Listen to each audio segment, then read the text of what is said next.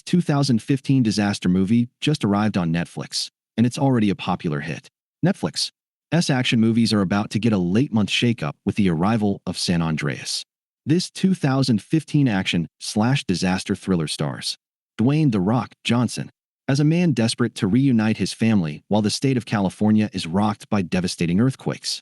San Andreas was a box office hit when it came out, grossing $474 million worldwide, and it's easy to see why it was so popular.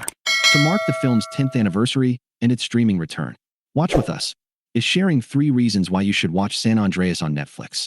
In almost every other movie, Dwayne Johnson would be the star attraction.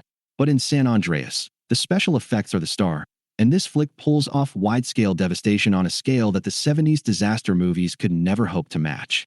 The closest comparison between this flick and anything else would probably be Independence Day and other movies directed by Roland Emmerich. Director Brad Peyton has a real eye for California's landmarks, and the film gleefully knocks them down with some impressive CGI. No one ever wants to see something like this happen in reality. But in the context of the film, it's thrilling to watch.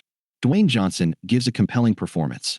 Johnson may not be the biggest star in his own movie, but he is the actor who holds San Andreas together. Ray Gaines isn't an over-the-top hero like many of Johnson's previous roles.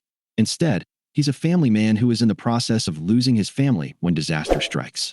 Ray's flying skills as a rescue helicopter pilot give him a way to make a difference in the wake of this tragedy, even though his primary focus is on finding the people he loves in the middle of this carnage. More importantly, this journey gives Johnson a chance to show Ray's emotional vulnerability and bravery. He's a lot like the classic disaster movie heroes, and that's a formula that still works. The family dynamic makes the movie complete. As good as Johnson is in this movie, Carla Gugino is even better. This film was the 3rd time that Johnson and Gugino worked together after Race, To Witch Mountain and Faster, and their chemistry feels real even as her character, Emma Gaines, is estranged from Ray and on the verge of divorcing him. It's clear from the start that there's still some love between Ray and Emma, and Johnson projects big daddy energy when Ray and Emma team up to find their daughter, Blake Gaines. Alexandra Daddario. This trio of performers is kept separated for most of the movie, but they're convincing as a family unit and easy to root for. Even Emma's current boyfriend, Daniel Riddick, Ioan Gruffudd, works well in the story as the interloper in Ray's family. There's never any real doubt about who Emma belongs with, but Gruffudd gives his character exactly what he needs to make sure no one feels sorry for him. If there's a drawback among the cast, it's that the film wastes Paul Giamatti and Archie Punjabi in minor roles that don't get to contribute to the primary story of Ray and his family. That means the film never really gives the audience anyone to care about other than the 3 primary characters.